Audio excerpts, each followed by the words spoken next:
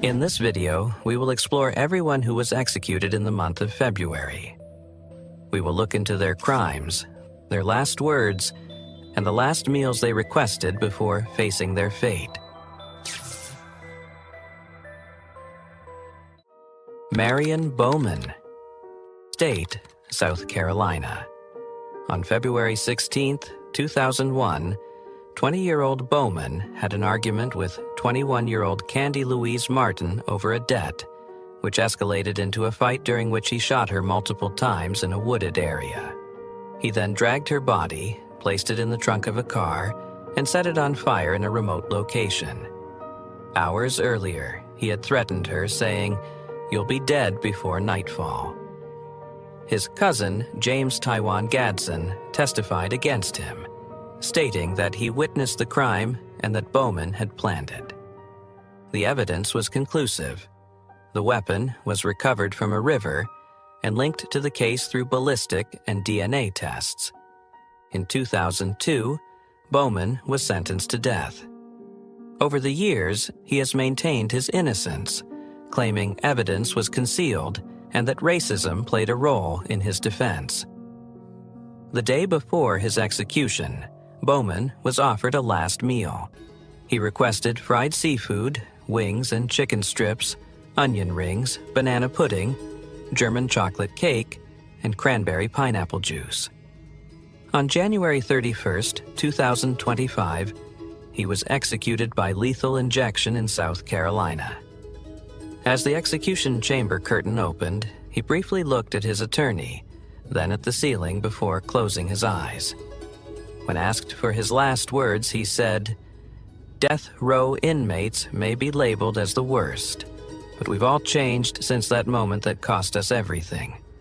I know Candy's family suffers, and rightfully so, they're angry.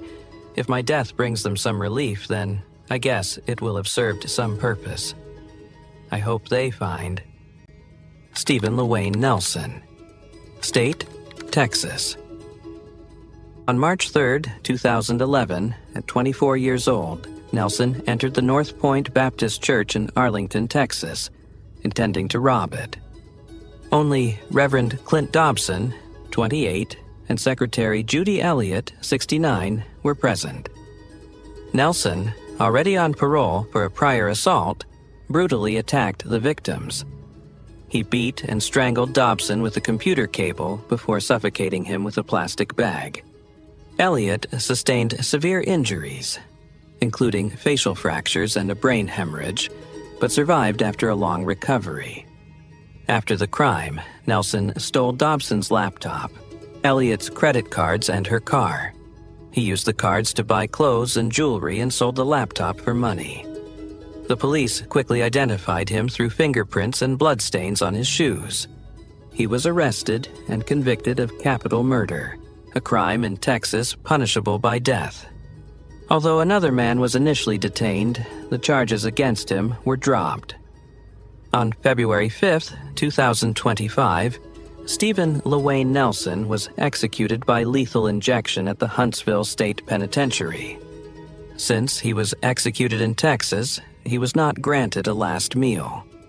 He was declared dead at 6:50 p.m. Central Standard Time. Just before the injection, Nelson repeatedly told his wife, Helene Noah Dubois, that he loved her and was grateful. Dubois, who was watching from the witness room, raised a white service dog that she was allowed to bring in. "It is what it is," Nelson said. He then added, "Enjoy life." Before the lethal dose began, he said, "I'm not afraid, I'm at peace. Let's ride, Warden." When the pentobarbital started to take effect, he told his wife, "Let me sleep." His last word was, "love," before gasping twice and trying to catch his breath. His body trembled for a few seconds before becoming still. He was declared dead 24 minutes later.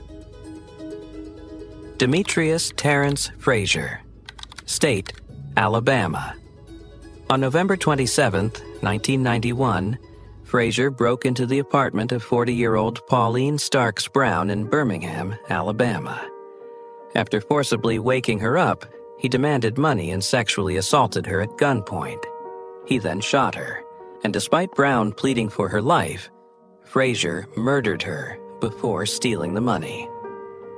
Months later, on March 8, 1992, in Detroit, Michigan, Frazier attempted to assault 14-year-old Crystal Kendrick. He held her captive in an abandoned house, and when she tried to escape, he shot her, ending her life. Frazier was arrested shortly after in Michigan, where he confessed to both crimes. In 1996, he was convicted of the murder of Pauline Brown in Alabama and sentenced to death. In 2018, he chose to be executed by nitrogen hypoxia, a method adopted in Alabama as an alternative to lethal injection. The day before his execution, he was offered a last meal. Frazier requested Taco Bell food, including burritos and a Mountain Dew soda. The state of Alabama executed Demetrius Terrence Frazier on Thursday night using this method. He was declared dead at 6:36 p.m., according to Governor Kay Ivey's office. He became the fourth person to be executed in the state using this procedure. When asked for his last words, Frazier said, "First of all, I want to apologize to the friends and family of Pauline Brown. What happened to her should never have happened. I want to apologize." James Dennis Ford, State, Florida. In 1997, James Ford invited Greg and Kimberly Mallory on a fishing trip, but he brutally attacked them. Greg was shot in the head with a .22 rifle and then struck with an axe, while Kimberly was hit in the head and sexually assaulted before being murdered. Additionally, the couple's 22-month-old daughter was left in the truck for over 18 hours, exposed and covered in her mother's blood.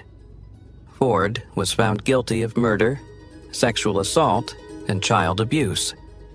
The brutality of the case and the vulnerability of the child further aggravated his crime.